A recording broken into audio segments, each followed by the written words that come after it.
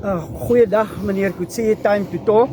Ek wil net in verband met ons derby dag wat ons gaan hê, as ook ons 80ste jubileum wat ons gaan vier. Dat sal 'n groot dag wees wat ons beplan. Daar by daardie ingang by daardie hek wil ons graag net ons VIP's ingee, ons nooddienste en so aan daardie mense wat ons gaan op by daardie hek sal hulle ingaan. Die ander parkering sal hier rondom wees.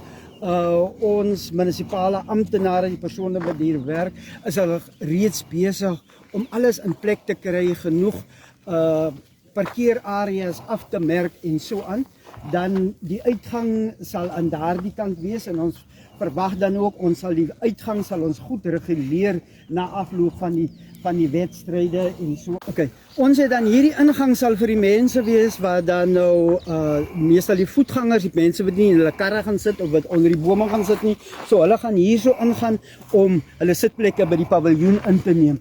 En hierdie uitgang is soos wat ek voorheen gesê het, dit is die ingang vir ons VIP's, persone van Boland wat moontlik wie ons uitgenooi het, ons borge, sowel as ons oudspelers. Area hierso gaan ons gebruik vir opwarming, want ons wil nie graag hê terwyl wedstryde aan die gang is, dat die persone wat opwarm inbraak moet maak op die wedstryde wat aan die gang is. Hierso ons sal baie verversings hier te koop hê. Ons dink aan die moontlikheid om vooraf coupons te verkoop. Ons sal ook van ons personeel, beamptes, sal ook tussen die mense deur beweeg. Okay, hier is ons kliphuis en binne in die kliphuis gaan ons borge, die leierskap van ons opponente, sowel ons oudspelers sal ons hier binnekant onderhou. Hier sal die parkering nog vir VIP's wees, hier sal die plek wees waar die VIP's sodat hulle ook die wedstryde kan kyk en so hulle voel is het. En net hier langs sal die Coke van trek. Ons het reg rondom die veld het ons parkeerareas en ons sal dit afmerk sodat ons noodvoertuie, dat niemand in die pad van ons noodvoertuie is nie, hulle sal naby die paviljoen wees, maar u kan met gemak met u eie motor kom, daar sal voldoende parkering wees. Ons veld is omheen en ons vra almal wat die wedstryde gaan bywoon om met ons saam te werk, omdat ons onder die vaandel van Boland speel, is daar sekere reëls wat ons moet nakom, so ons verwag dat gedurende die loop van die dag, dat almal net buite die omheining wees, en net die spelers, die plaasvervangers, die skeieregters en spanbestuurders, dat hulle binne die omheining sal wees.